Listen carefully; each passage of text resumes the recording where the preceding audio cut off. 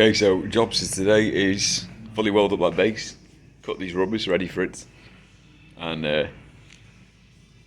cut that M20 bar down to mount the power hammer on. So I'm get started on that. It'll take a while to weld it all up fully. So what I need to do here, I've got pieces of rubber.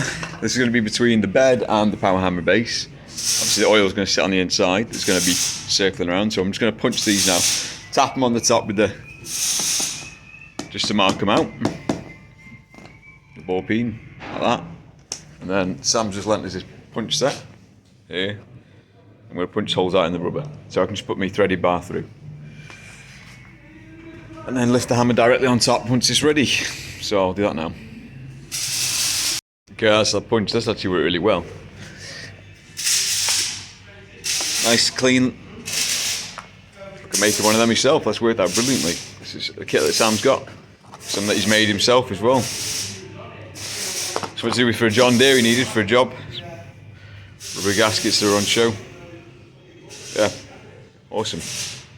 Right, so they fit, so that's good. So what I'm going to do is run a load of CT1, like a sealant, all the way along the top. And I'm going to drop the hammer on. It should seal that quite nicely. And then obviously I'm going to have a big rubber over there. It's going to sit underneath the bed, below it here. We just need to fully weld this now, so that's the next job.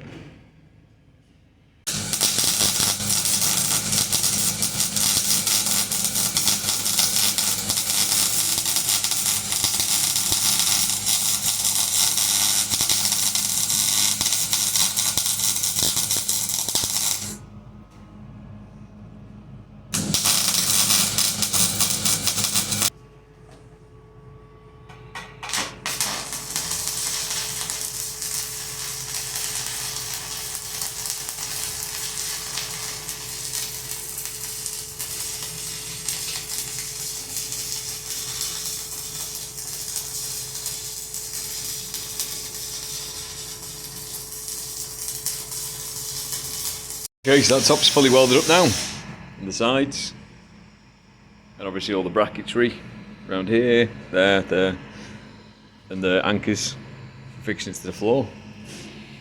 So quite a bit of welding involved, but not too bad. Now I need to just quickly clean the top off, get the rubber on and lock tight the bolts in. They're going to hold the power hammer down. And then get the power hammer on top of it, I guess.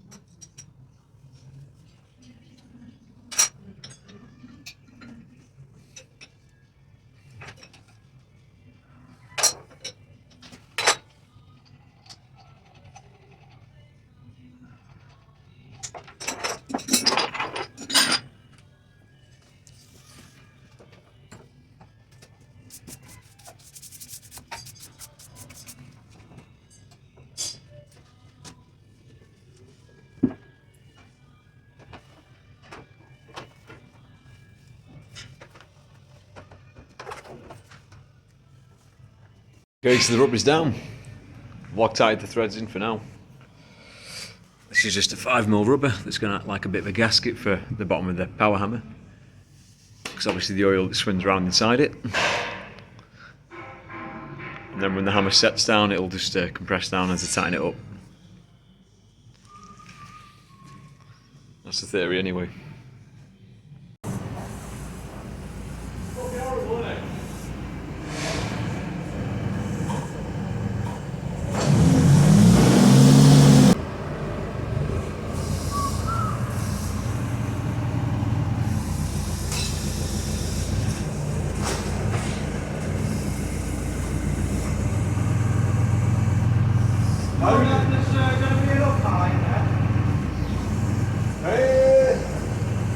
bit close. You might have to turn the fork round. Did we go single time last time? Yeah. Yeah.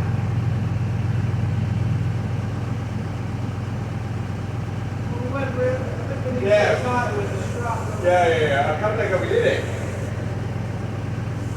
Along the strap and went round flat. Possibly.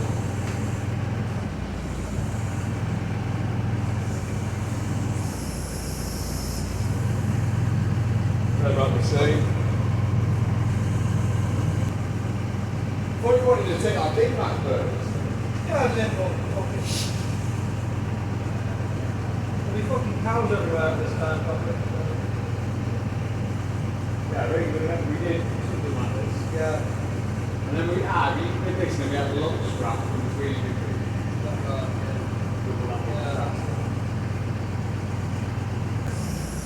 Got to be good looking if you want to be.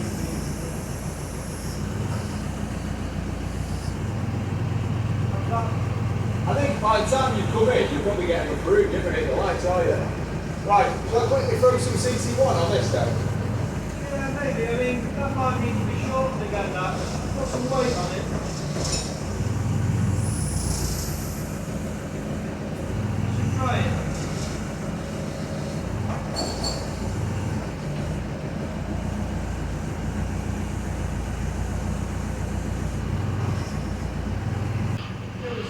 Yeah, might as well take that out and then take that one out.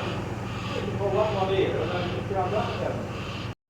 Okay, getting ready to drop the hammer on. That's got a load of sealant on it now, CC1. Acts as a gasket for the oil. So stop it all the oil going everywhere from inside the hammer. Okay, so the power hammer's down. You can see the CT1's all squeezed out. Must be doing its job. Push it between the rubber and the stand there. So it's now on its rubber on the floor as well. So what I need to do is drill the holes and then set it with that resin and then leave that to cure, and then I'll tighten it all up and then it can all go back together. And the last job is the main bearing on the com rod, obviously on the plate on that. But yeah, I'm just going to go around and scrape all this stuff now with the palette knife.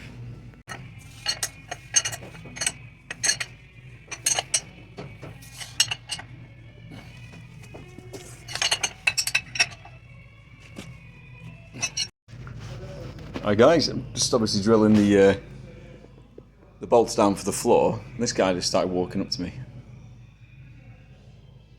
Cool looking fella, isn't he? I think he's obviously froze up. He was just walking, I just picked him up. He's actually got mites or something on his belly by the looks of it. Focus. Yeah, you can just see him there, look.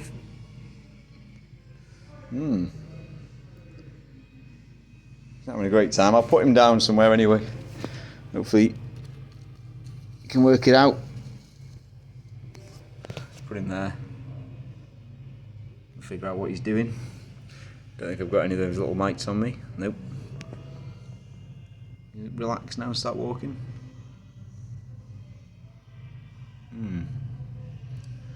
I don't know. We'll see how he goes. Alright guys, I'm going to carry on drilling. Covered in CT1 everywhere.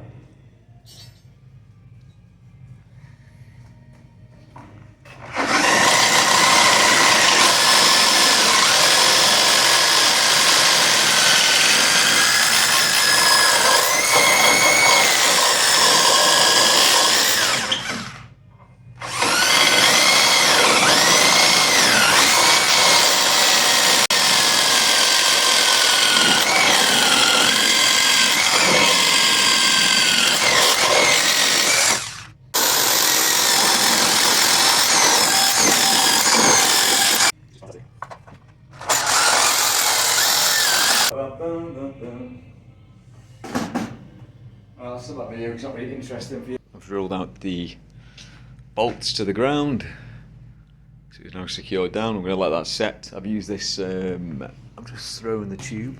Here we are. This stuff, brilliant. Highly recommend it. It's at the tool station.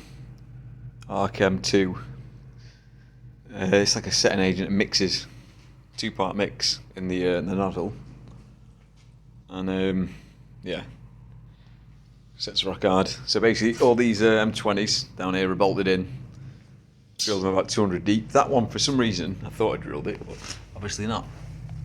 So that's like in 150.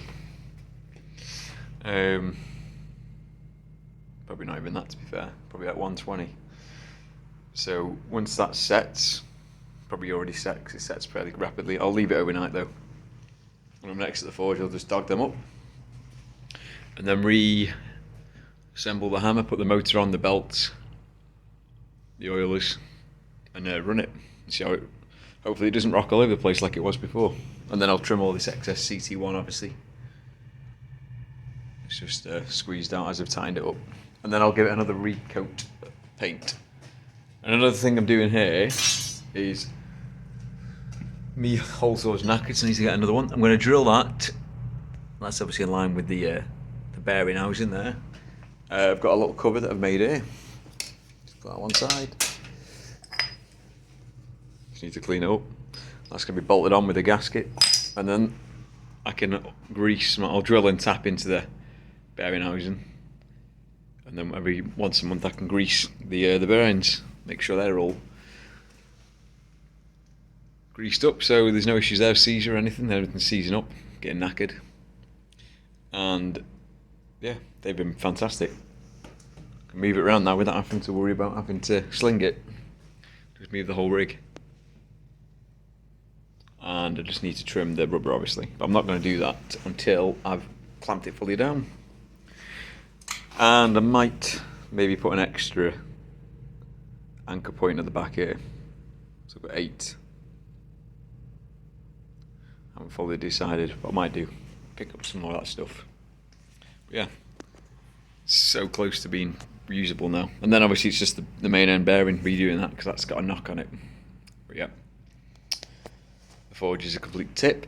So I just need to have a big tidy up now, and then get me welder in the van and go home. Alright guys, I'll see you later.